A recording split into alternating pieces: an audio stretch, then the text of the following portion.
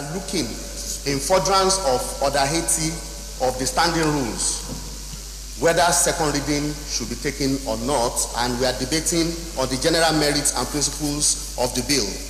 I've not heard anybody, Mr. President, saying that there is no merit at all in this bill or disputing the general merits of this bill. Thank you.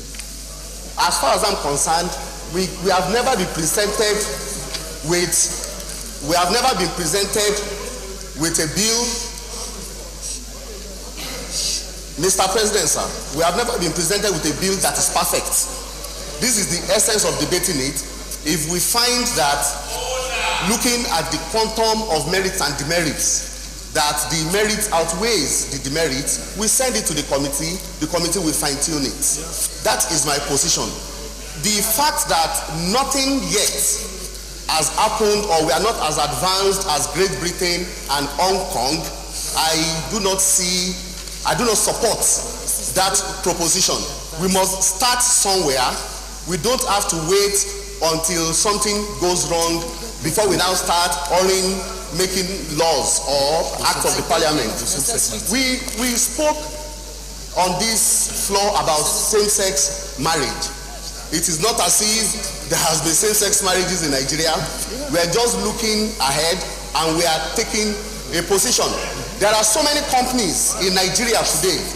If you go to, in Lagos State, the Ikorodu axis, and even in some parts of Ikeja.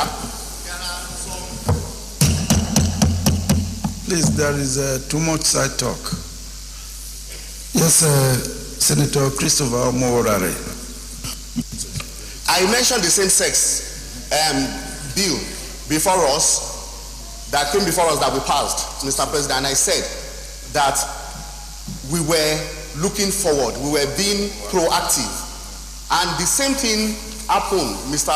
President, sir, with respect to the issue of Chinese firms and some other firms that have very, very bad relationship with their workers. And I think this is a bill that will make them culpable. What we're talking about here, what the DSP spoke about, I think goes to sentencing.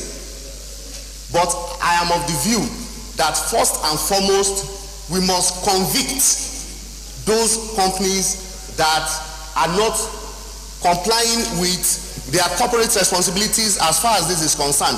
Going through this, he has cited corporate menswear, and he gave the example of John Bull. Some person must have the mind, the corporate mind of the company, who is not the driver from the instance given, and such persons and the company must be convicted. There has been mischief, there has been lacuna. Section 308, 316, 317 have been cited, and I think we must look into this. I want to say that looking at the issue of whether it should be another amendment coming by way of bill, that means, from what Senator Lidani has even said, two bills will be presented, one to amend the penal code and one to amend the criminal code. What he has done, I think, is proper.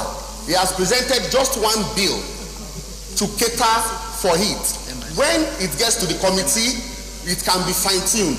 Proper reference can be made to both the penal code and the criminal code to bring both on board. Like I said, Mr. President, before I sit down, the most important thing is that we have recognized the lacuna in criminal jurisprudence.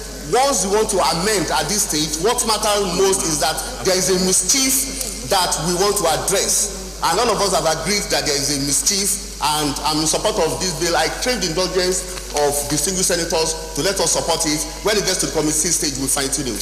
Thank you very much.